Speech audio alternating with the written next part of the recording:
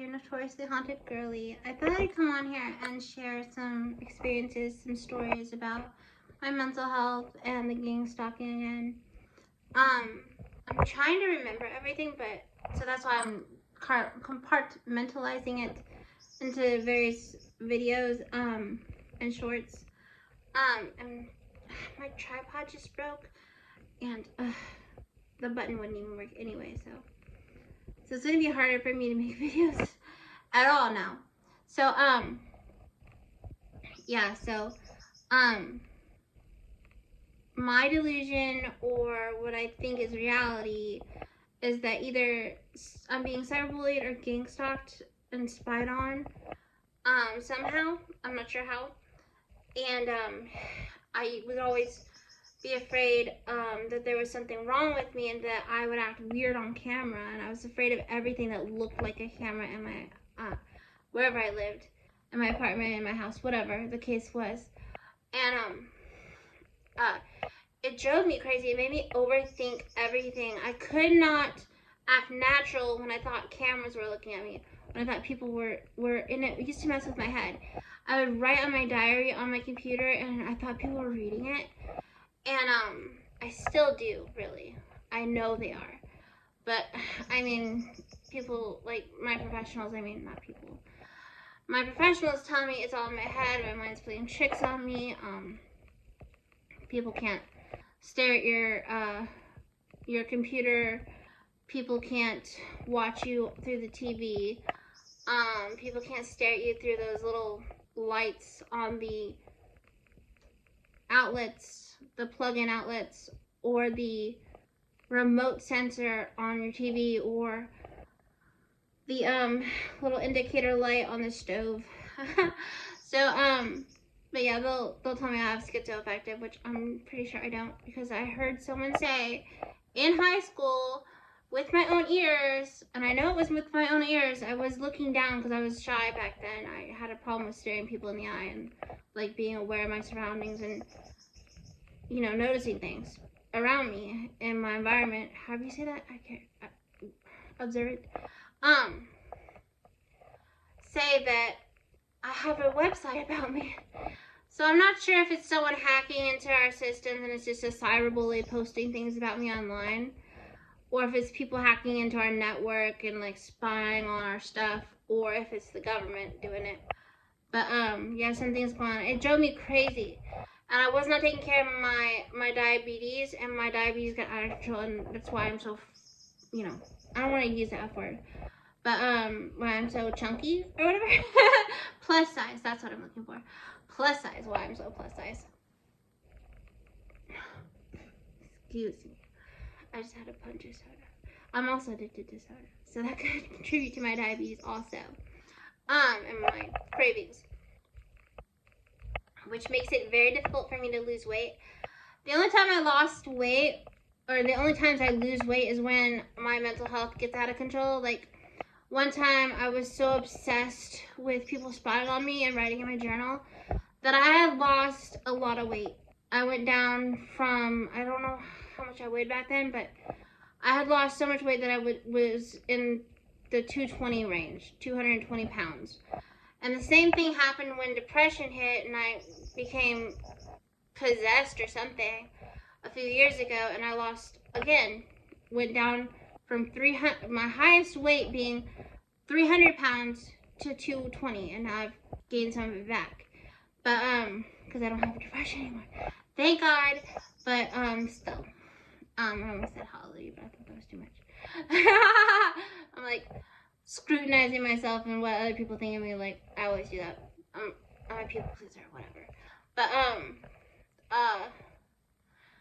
yeah, so it messed with my head so much that my obsessions got worse and worse. At first I did not know that I had OCD or an incubus haunting me. That's why I was acting so weird uncontrollably. Like, why am I smiling? Why can't I move my limbs the way I want? Why can't I talk the way I want? What was a possession? By an incubus. And why, I thought I had sexual empathic abilities where I could sense when people were inwarding to me, in their alone time, if you know what I mean. But no, it was incubus doing that. Sending me those arousing energies or whatever. I don't know how to say it, and it's TMI anyway. So it's very uncomfortable to talk about. But yeah, I was going crazy. And turns out my diabetes had gotten so bad, I actually ended up in the hospital with ketoacidosis. And I lost my train of thought. And I ended up in the psych ward again, and the demon was manifesting like crazy. Which it manifests sometimes and sometimes it doesn't. So I'm okay now. It's what is it called? Decreases activity, or however you say it. But yeah, I was in and out of psych wards. Apparently my diabetes was so out of control and I didn't know it, and it was affecting my mental health. And that's why they approved me for mental disability over at Social Security Social Security Administration, whatever.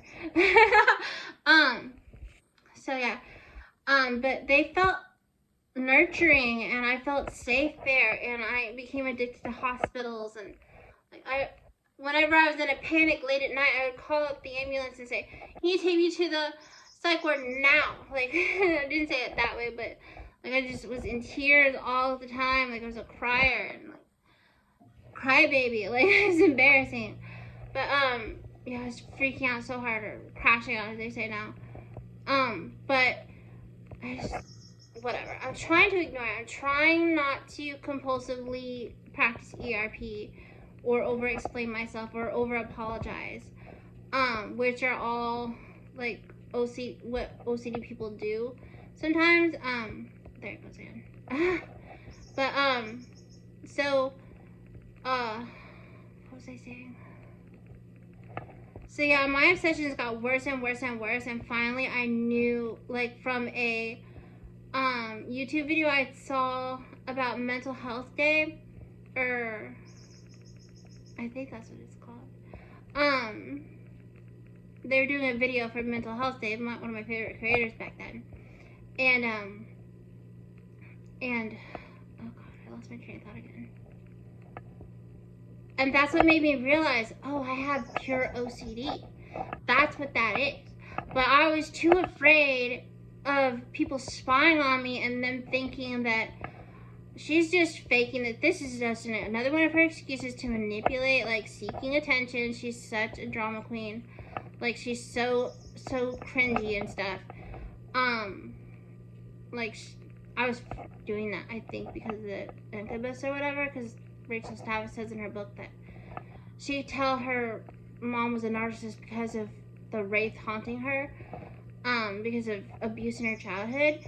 But that's a whole another story. But anyway,